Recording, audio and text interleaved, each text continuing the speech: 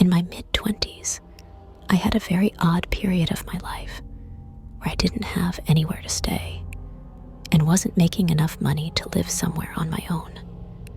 I was fresh out of college and was running out of time to move out of the dorms. All of my friends from school were just moving back in with their parents or leaving town, so it left me in a bad spot.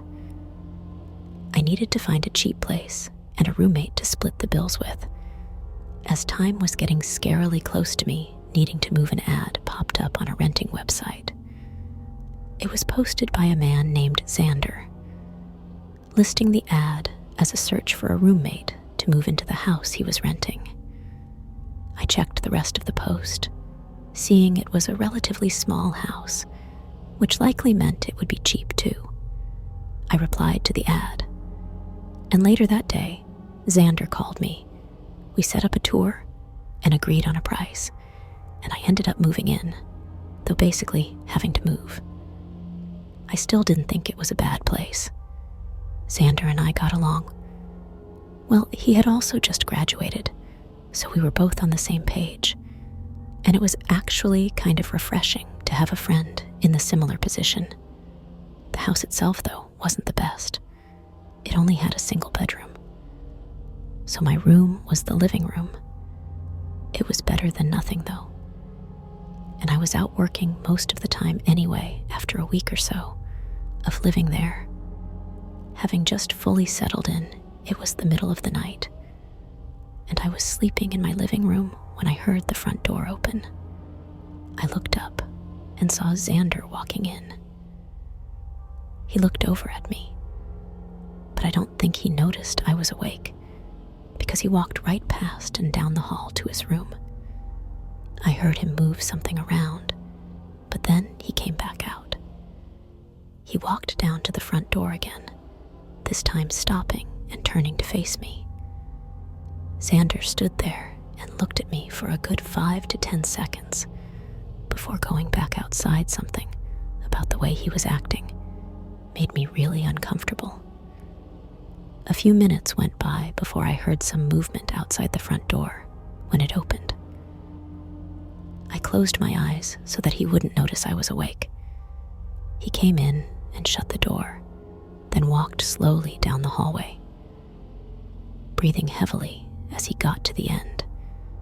I opened my eyes, slightly catching a glimpse of Xander holding what looked like a body in his arms. He moved into his room quickly and shut the door. I was almost so in shock that I wondered if what I saw was even real.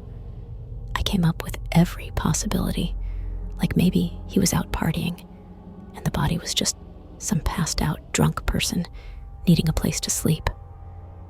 I sat up and quietly walked closer to his room to try and hear what he was doing, as I listened to him continually moving around. The worry about what he was up to started to overcome me after thinking about it. I knocked on his door. All the movements stopped instantly and was followed by multiple seconds of silence before he walked over. I heard the lock click, and then he cracked the door open only enough for me to see a sliver of his face. He started apologizing for waking me and said he was just rearranging some things after hearing him lie. I figured I'd just straight up ask, what were you holding when you just came in? Was that person okay? His face straightened, and he had a look in his eyes I'd never seen before. He didn't answer. We held eye contact as things got increasingly more intense.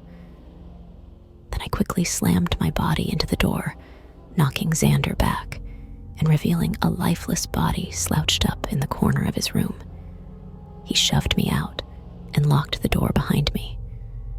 But I'd already seen enough. I ran back and got my phone, then left the house and called the police.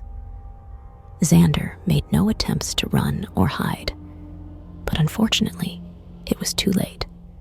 The body was completely lifeless and had been so for multiple hours.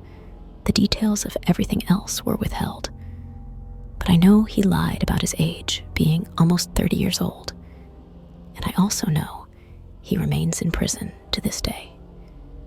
He still has kept to himself about why he did it and what he was doing with the body. I consider myself lucky, though, to have gotten out of that situation quickly, because if I hadn't, who knows where I'd be this summer in late June. I moved from my apartment into a quaint little home on the outskirts of my city. I was familiar with the area and had been eyeing the house market for a while, hoping to finally leave my apartment and purchase a home. This one was older and needed some work, but the price and location were great. It was a mile down, just off the highway, mostly with trees and grass around. But there were a few neighbors within sight as, well, the day I moved in, I drove the U-Haul down to the house.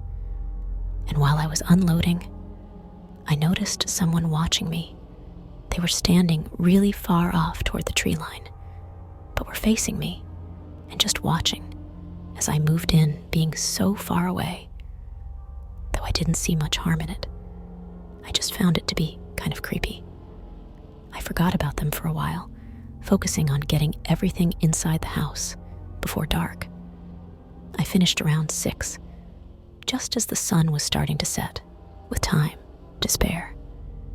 I went back outside and locked off the back of the U-Haul, then got in to drive it back and drop it off when I turned the truck on and started driving, though I noticed that person again, now closer to the road, but still near the trees. When I passed them, I watched as their head turned, following the truck with their gaze. As I drove away during my drive to the U-Haul shop, I got a strange feeling in my gut, just that something was really off about that guy. And maybe he wasn't so innocent. I turned in the truck and ordered an Uber back, keeping my eye out as we drove down the driveway.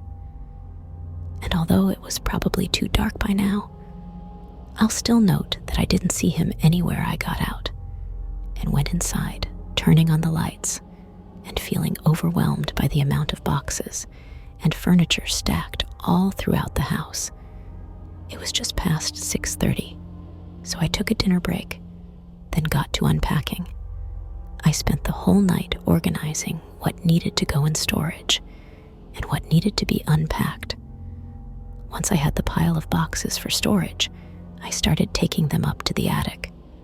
I pulled the ladder down and carefully climbed up with one hand as I hauled the box up. When I got up there, it was pitch black, but I could barely see the light bulb reflecting a bit of light from downstairs.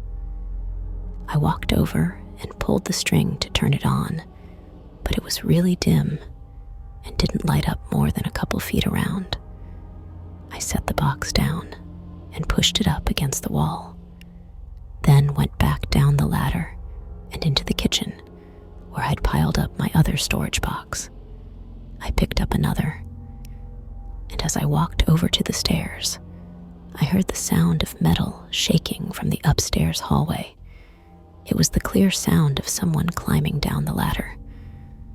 I looked up the staircase, and just a moment later, a man appeared at the top, looking down at me.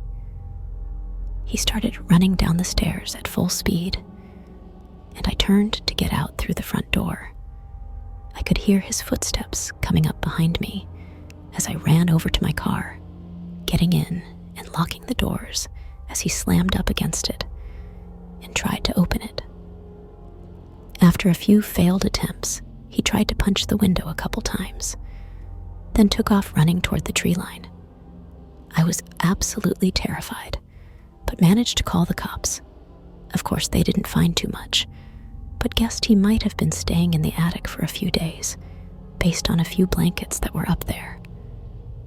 I don't know the truth, and likely never will, but just thinking about how I was up in the attic as he was hiding somewhere in the dark, just a few feet from me, is terrifying. And he did chase me afterward, so I'm pretty sure he wasn't a harmless person hiding out. But what he would have done to me, had he caught me, is a question that I don't want.